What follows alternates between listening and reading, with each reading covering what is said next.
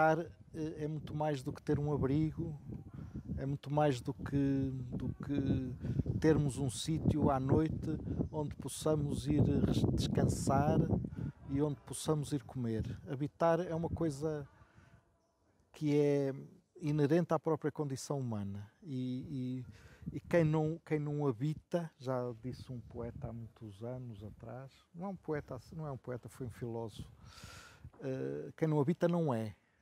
Habitar é ser, habitar é ser. E mais, esse filósofo também disse que habitar é habitar em poesia. Para ser, habitar é habitar em poesia.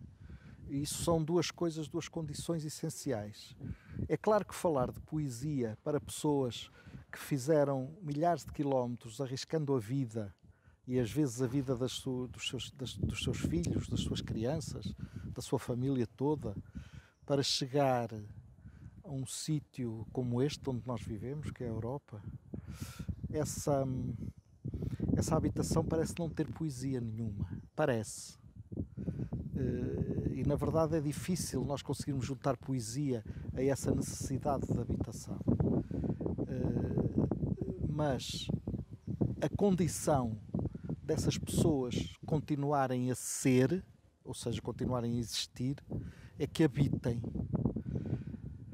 Por outro lado, no que diz respeito ao sítio onde nós vivemos, o sítio mais alargado, que é a Europa, a habitação como o lugar da nossa intimidade, como o lugar a partir do qual nós socializamos, isso é muito importante, porque é a partir da nossa intimidade que nós estamos preparados para socializar e só em função da nossa intimidade é que socializamos e só em função da nossa socialização é que temos intimidade própria. As duas coisas existem em complementaridade estrita, não existe uma sem a outra. E, portanto, essas pessoas que arriscam a vida, que arriscam tudo para conseguir aqui chegar, são reconhecidas como necessárias a maior parte das vezes para força de trabalho, porque senão estas que nós estamos a falar concretamente, de um caso concreto que se passou há pouco tempo, não estariam nessas condições se não tivessem trabalho. E, portanto, esse trabalho é requerido por esta sociedade que ocupa este espaço. E sendo requerido por esta sociedade, significa que não há mais ninguém que o queira fazer naquelas condições. Eu estou a tentar ser muito pragmático, Mané. Estou a tentar ser muito direto. E, portanto, eles, para fazerem aquele trabalho, precisam da sua condição de ser, da sua condição de existência. Precisam de habitar. É muito bonito, estou a ouvir-te dizer, é muito bonito, mas como é que isso se resolve? Agora é muito bonito, habitar em poeta, mas como é que isso se resolve? Na verdade, há outras condições e contradições na nossa própria sociedade, na Europa, mas em particular, eu diria aqui em Portugal, que fazem com que nós possamos juntar estas duas coisas, em meu entender. Em primeiro lugar, é difícil, dado o caráter ocasional. Hoje em dia é muito usada a palavra precária, mas na verdade é ocasional, é quase fruto do acaso que estes trabalhos são conseguidos, não é? Porque é fruto de um trabalho sazonal para recolher frutos, para colher a produção de uma agricultura industrial que naquele momento produz aquela coisa em especial. Faz pensar que é preciso também resolver a coisa de uma forma ocasional. Agora vamos pôr aqui as pessoas no sítio que está mais perto, no sítio que está, e esse sítio que está mais perto provoca problemas cujas consequências, do ponto de vista político e do ponto de vista ético, não são as melhores. Do ponto de vista ético, porque as pessoas que lá estão já, que são detentoras de uso capião ou de qualquer que seja o direito sobre aquele espaço, não gostam, porque veem concorrência ali. não é bom porque depois, sob o ponto de vista mediático, provoca tumultos e as pessoas começam a pensar, isto não devia acontecer. E nesses tumultos, habitualmente, a questão menor ou desprezível até é as condições a que aquela gente habita e portanto, parece que este problema tem que ser resolvido de uma forma imediata. Mas pode não ser, pode não ser. Há uma entidade da qual nós nos estamos a esquecer, na Europa toda, mas eu diria em Portugal em particular, há uma entidade que consegue, nos seus meandros, acolher este tipo de pessoas de uma forma natural, de uma forma perfeitamente natural, e mais integrá-las em direitos plenos. Essa entidade, nos últimos anos em Portugal, tem vindo a decair de importância, tem vindo a ser menosprezada do ponto de vista político, do ponto de vista económico, do ponto de vista da articulação entre a grande economia e a política, que é a cidade.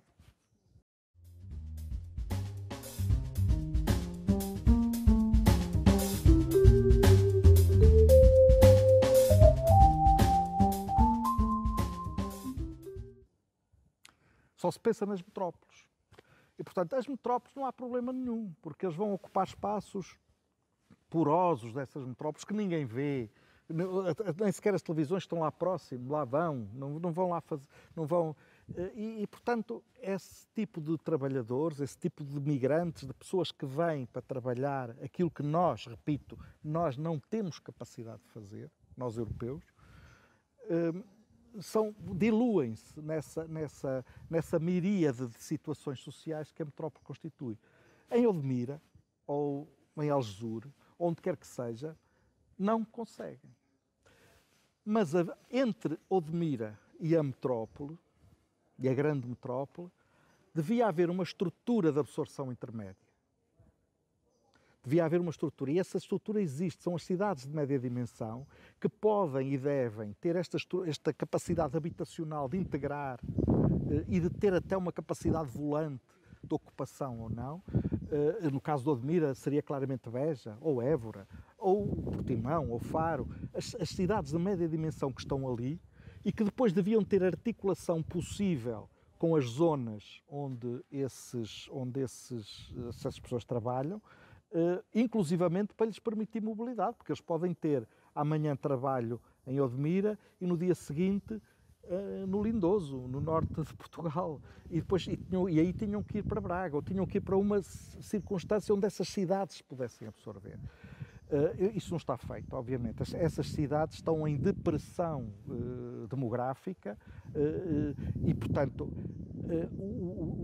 os concelhos normalmente são a base, normalmente não, são desde o século XIX, que são a única base autárquica estável, com capacidade de representação política que existe no país. Não há, entre o governo e o concelho não existe nada, de permeio, nada. Portanto, estes casos vão ser diluídos desta forma e depois, habitualmente, nos casos mais concretos, e até nos casos de catástrofe, como este, que é quase um caso de catástrofe, mas como outros casos de catástrofe, vão ser diluídos pela pouca ou nenhuma capacidade destes concelhos pequenos, sem capacidade de representação política, sem capacidade de articulação e de diálogo com a metrópole, se insinuarem. Eu diria que se este caso fosse diluído numa cidade de média dimensão que deveria existir entre Odmira e os meios mediáticos da metrópole, a coisa ter-se-ia resolvido de outra forma. Mas não foi. Não foi. Eu não estou a dizer que é para agora. Estou a dizer que esta é uma possibilidade. Porque a cidade integra. E nós estamos a perder as cidades que temos. Estamos a perder as cidades de média dimensão que temos.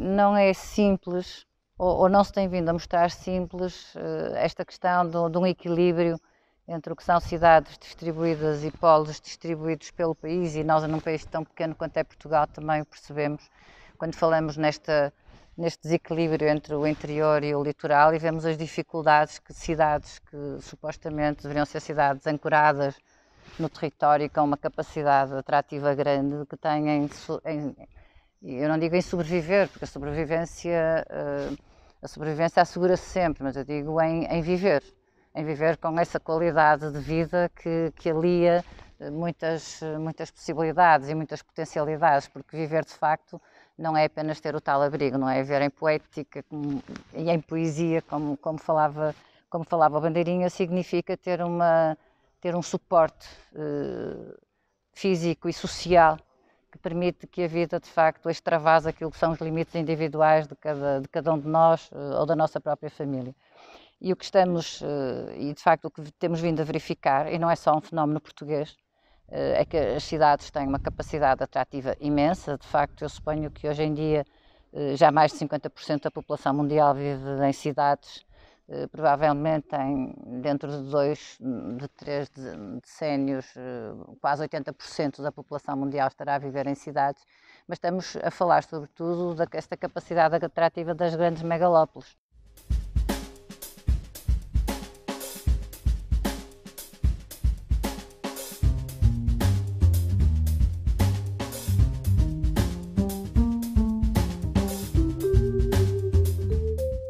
Em casos como estes que estamos a falar, que realmente trata-se em relação à arquitetura e estas situações mais dramáticas e eu diria mesmo chocantes, em que quase perdemos de vista a situação absolutamente degradante em que somos capazes de colocar aqueles que nos são próximos e que nos são iguais. Mas nesta situação trata-se de facto da visibilidade à situação, em primeira instância, não é? Coisa que na megalópole, de facto, faria diluir nos seus meandros, como tu dizias há pouco. E, portanto, dando-lhe visibilidade, como é que a arquitetura poderá, então, constituir-se como um suporte, e nós estamos aqui a falar na arquitetura, não apenas enfim, não é arquitetura edifícios, mas é questão espacial, é de um projeto, não é? De um projeto de cidade. Cidade entenda-se também no sentido de urbanidade, enfim, num sentido também lato. E, portanto, como é que, de facto, a urbanidade, falando, enfim, talvez a partir desta perspectiva, poderá tornar-se um mecanismo de inclusão, um dispositivo de inclusão de muitas pessoas que não têm território. No fundo, o problema de todas estas pessoas que se deslocam sazonalmente, em particular, já nem falamos sequer na migração que antes conhecíamos em relação ao Douro, por exemplo, que eram pessoas que vinham do Alentejo ou das Beiras, que vinham trabalhar, mas depois voltavam a casa, tinham uma casa onde voltar. Isto são populações que estão em situação muito mais dramática. Portanto, que não só vêm, como não sabemos se querem voltar, porque provavelmente o voltar tem problemas muito graves do seu ponto de vista de sobrevivência nos sítios de onde vêm. Portanto, voltar é uma incógnita, mas sobretudo trata-se então de perceber como é que nós poderíamos, nomeadamente, integrá-las. Portanto, reconstituindo uma situação que a nós nos está também a fazer falta. Porque, de facto, temos que pensar que nós aqui na Europa e em Portugal, eu acho que o fenómeno é muito evidente. Temos, enfim, uma população muito envelhecida. É evidente que comportamos às vezes com uma certa aristocracia decadente, não é? Que se caminha alegremente, enfim, para um destino que sabe não ser propriamente muito interessante, mas que se recusa à ideia de renovação. Renovação efetiva, não é? Renovação no sentido de admitir o outro, admitir as diferenças, não se colocar sempre numa posição de estranhamento e nessa posição de alguma arrogância em relação ao que o outro de facto significa. E a arquitetura tem aqui um papel, na verdade, muito, eu diria, fundamental, importante. Claro que a arquitetura não vai resolver, não é a arquitetura que resolve em si o problema, mas se a arquitetura conseguir fornecer, ou pelo menos ajudar a instruir projetos de futuro, construir visões de integração destas pessoas como habitantes de pleno direito, e é aí que eu acho que é verdadeiramente importante, é construir também essa possibilidade. E não apenas como uma espécie de uma ação quase de caritativa ou de resolver algumas questões de pessoas que estão em situação difícil. Não, eu acho que temos que abandonar de todo esta perspectiva face a este tipo de problemas, não é? Que é uma perspectiva muito em determinado momento muito da caridade. Não se trata todo disso. Portanto, como é que nós, enquanto arquitetos inseridos num sistema, como é que podemos trabalhar todos em conjunto para, de facto, lidar com questões de desterritorialização? E como é que a cidade pode, de facto, vir a acolher pessoas que, de alguma forma, andam a pairar, não têm sítio, não têm raiz. E a partir deste princípio, de facto, que viver não é apenas ter uma área mínima onde podemos dormir, comer, enfim, e proceder àquilo que são chamadas as funções básicas, porque as funções básicas da nossa vida são muito mais, de facto, do que as desse espaço. Mas é preciso construir um projeto. Eu acho que os arquitetos têm um papel, embora de uma forma geral se demitam bastante dele, é verdade, mas têm um papel significativo digamos, para montar um discurso coletivo em torno daquilo que pode ser um desígnio de muita gente. E não apenas uma batalha e uma luta entre gente desprotegida, afinal, e um sistema instituído que é arrogante e que funciona de uma forma muito agressiva em relação a essas possibilidades, remetendo para instituições o que pode ser essa solução. Acho que é um problema de cidadania coletiva e de desenho da cidade, certamente.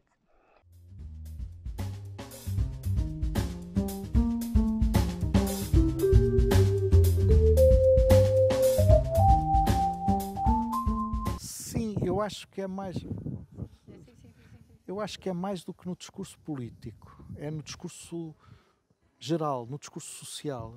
Quer dizer, é claro que a responsabilidade política é muito mais importante que a outra, mas mesmo que o discurso político, às vezes eu até sinto que o discurso político, de uma forma mais ou menos arrevesada, ou mais ou menos lateral, tem essa preocupação, mas de uma forma geral na sociedade portuguesa em particular, aqui já não falo na Europa, falo na sociedade portuguesa em particular, não existe essa noção.